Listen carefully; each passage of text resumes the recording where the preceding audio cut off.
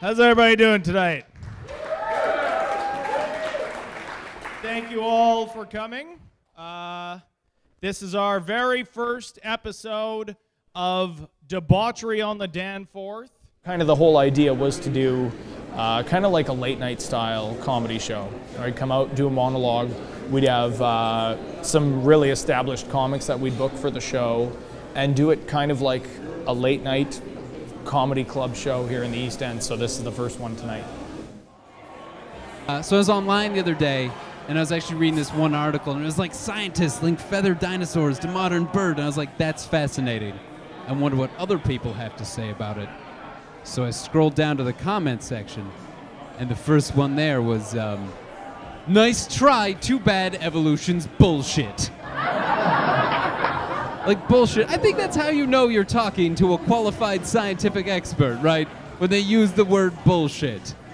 Like the 2012 Nobel Prize goes to Truth Crusader 89 for his work in the field of evolution is bullshit. The greatest single scientific accomplishment since electrons are douchebags and gravity can go fuck itself. Because I know I look like I am the internet. I know that. I know most people are like, when's the guy gonna shut his fucking mouth and fix my computer? But I'm not like that, I'm really stupid. But because I look like this, people always ask me computer questions all the time. So I had to come up with like a glasses move and a glasses voice to get out of those situations. Like I was walking to the store today, and this guy came out of nowhere, like he must have come off a side street or something, because he gets right in my face and he's like, hey man, my new iPhone doesn't have enough room for my BlackBerry contacts or something.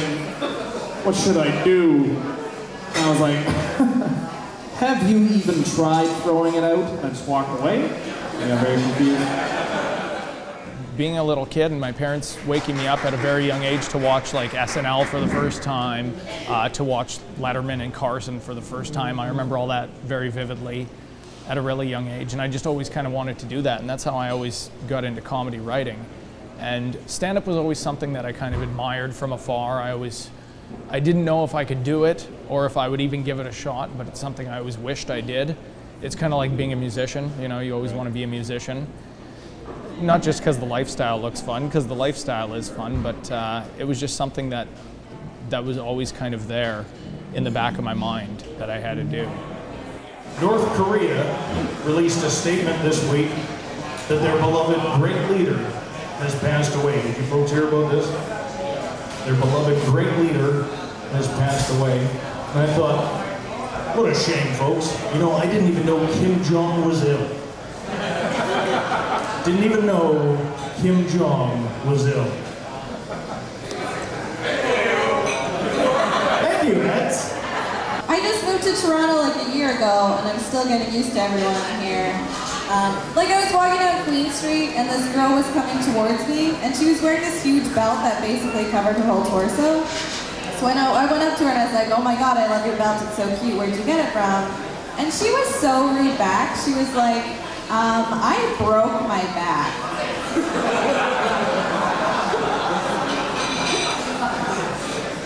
And I was like, okay, that's not what I asked. We want to turn it into a monthly show, and kind of the game plan for me, I'm hoping, is to eventually we really do kind of go the whole 9 yards with that whole late show minus the cameras kind of a thing. So band, desk, interviewing the comics and everything. because there's no shows like that are happening in Toronto, and also Canada doesn't have a late show anymore. A lot of them obviously do go stateside. There wouldn't be an SNL without Canadians. There wouldn't be Second City really. But a lot of them do stay here at home and find success here. So I just that was what I had in mind starting this show. I mean, if I could do anything, that's what I would love to do eventually, is to bring that back to Canada. Give it up for all the comics, please. These guys are amazing. Craig, Dylan, Amanda, Todd Van Allen, Todd Graham, and of course Walkinshaw. Follow them all. And thank you guys for coming out tonight and supporting live comedy in Toronto, stand-up comedy in Toronto. That is important. That's right. Give yourselves a round of applause. And, you know,